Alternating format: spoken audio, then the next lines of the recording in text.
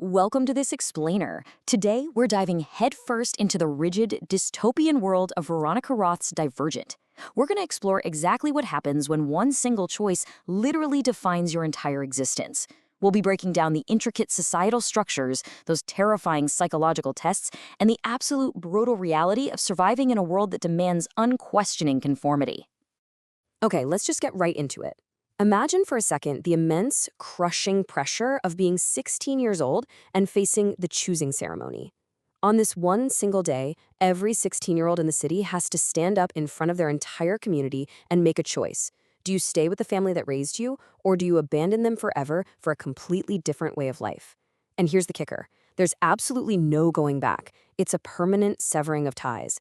The anxiety here isn't just, picking a career path. It's about choosing an identity, knowing that if you pick differently from your parents, you are officially seen as a traitor to your own blood.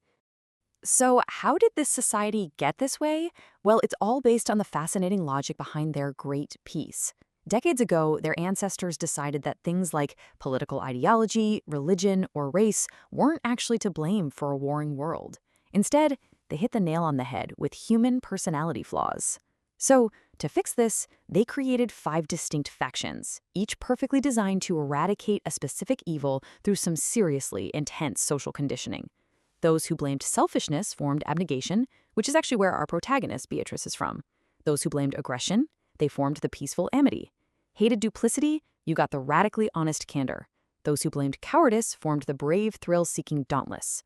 And finally, those who blamed ignorance became the super-intelligent erudite. Working together, these factions formed this perfectly balanced authoritarian machine. Or at least, that's what they're taught to believe. But here's the crucial question. What happens if you just don't fit into this perfectly oiled machine? Well, you become factionless. And guys, this is the ultimate terror in this society. Living factionless doesn't just mean living in poverty, doing the jobs nobody else wants, like acting as the city's janitors or garbage collectors. It means being completely divorced from society. As Beatrice's mother points out, without a faction, a person literally has no community, no purpose, and really no reason to live. The fear of ending up like those ragged, hollow-eyed factionless people on the streets, that is the invisible whip that keeps everyone perfectly in line. It's the ultimate tool of control. But before anyone actually chooses a faction, society tests them. Enter the aptitude test. This isn't a scantron, it's a highly advanced psychological simulation administered through a serum. Beatrice is thrust into this wild hallucination where she's forced to make impossible choices. First, she's offered a knife or cheese. Strange, right? But when she refuses to choose, she's suddenly confronted by a vicious, snarling dog. Instead of fighting or running away, which would point to dauntless or amity, she actually shows erudite intelligence by submitting to the dog to calm it down. And then she shows abnegation selflessness by throwing herself on top of the dog to save a little girl.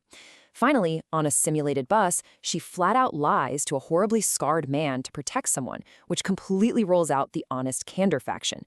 The whole system is basically designed to narrow down your true nature by forcing your subconscious to react before you can even think. But right here is where the entire system cracks. Beatrice wakes up from the simulation, and her test administrator, Tori, is absolutely terrified. Why? Because Beatrice's results were inconclusive. She displayed equal aptitude for abnegation, dauntless, and erudite. She is what they call divergent. Tori warns her in no uncertain terms. She must never share this information with anyone, ever. Being divergent is a total anomaly. It's a deadly secret that the society views as extremely dangerous. Because think about it. A mind that adapts across multiple lines of thinking. It just can't be easily subjugated or boxed in by their rigid tribalism. This deep-seated societal fear builds right into the heavy ideological weight of the choosing ceremony itself. The guiding motto they live by is faction before blood, meaning your chosen society matters infinitely more than your biological family. And the ceremony? It is incredibly visceral. You actually cut your hand with a knife and drip your blood into a bowl that represents your chosen faction. Sizzling coals for dauntless, water for erudite, gray stones for abnegation. Beatrice watches, totally shocked, as her naturally selfless brother, Caleb, betrays their family and drips his blood into the erudite water. Left standing there alone, Beatrice realizes she just isn't selfless enough for abnegation. With a gasp, she makes her own selfish, brave choice. She drops her blood onto the lit coals of the dauntless. And the moment that ceremony ends, the reality of her choice hits her like a freight train, literally. There is zero gentle transition here. The Dauntless initiates immediately run out of the building, sprinting through the streets just to catch a moving train. If you can't hurl your body onto the side of a train car speeding on iron rails, well, you don't belong.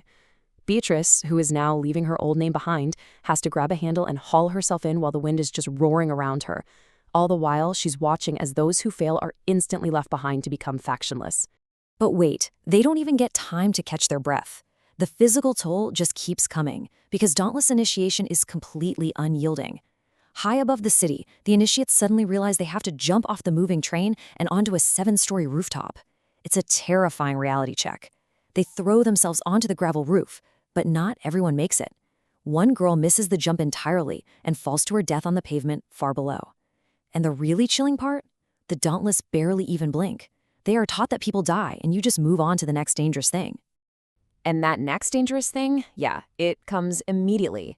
To even enter the Dauntless compound, they have to step off the ledge of a 7-story building and drop blindly into a massive, dark hole in the concrete. There is no visible bottom. None. It is a pure, terrifying leap of faith. But despite the paralyzing fear, Beatrice strips off her gray abnegation jacket, steps right up to the ledge, and jumps first. She plummets into the darkness, eventually crashing into a net at the bottom. When a Dauntless instructor named Four pulls her out and asks her name, she officially sheds her past.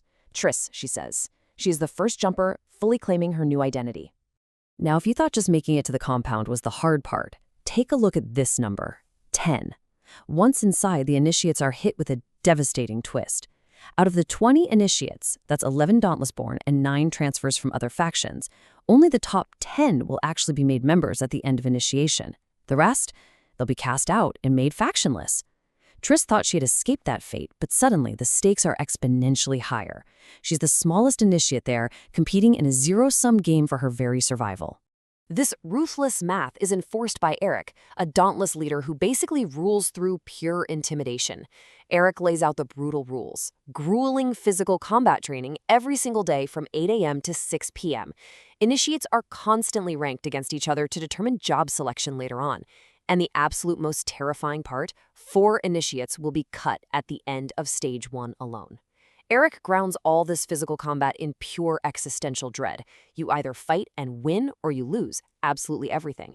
So what we see emerging here is a fierce ideological war happening right inside the Dauntless faction itself. On one side, we have Four, the quiet, highly skilled instructor who teaches a much more honorable kind of bravery. He believes, and I quote, "A brave man acknowledges the strength of others, and that a fight can end when someone concedes." But Eric, he vehemently disagrees. Eric believes a brave man never surrenders. Eric's vision for Dauntless is ruthless, it's cruel, and it is completely without mercy. And unfortunately for Triss and her friends, Eric is the one calling the shots. Survive or become factionless, the reality of Dauntless combat. Okay, so let's look at the brutal reality of the arena. The initiates are thrown into these fighting rings and forced to brutally beat each other just to maintain their rankings. Triss has to watch in horror as the gentle giant Al is forced to punch their friend Will until Will collapses completely unconscious on the floor. Then a larger girl named Molly mercilessly beats Triss's new friend Christina until Christina is literally sobbing and bleeding, begging to concede. But remember Eric's rule? No surrender. Because Christina tried to give up, Eric drags her to the roaring, jagged underground river they call the Chasm. He forces her to climb over the railing and hang over the deadly drop for 5 straight minutes.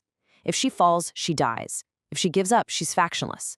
It is a terrifying, visceral illustration that in Eric's Dauntless, mercy and weakness aren't just frowned upon. They are punished with potential death. Which brings us to a crucial question I want to leave you with today. What would you do? Really think about it. If you lived in a society that demanded total conformity, where a single test at age 16 forced you to choose between the family you love and the true nature of who you are, what would you sacrifice to survive? Triss chose to leave everything behind, only to find herself in a brutal world where simply surviving might require her to become a monster. It's a fascinating look at identity, bravery, and the terrifying cost of fitting in. Thanks for joining me on this explainer, and remember to keep questioning the world around you.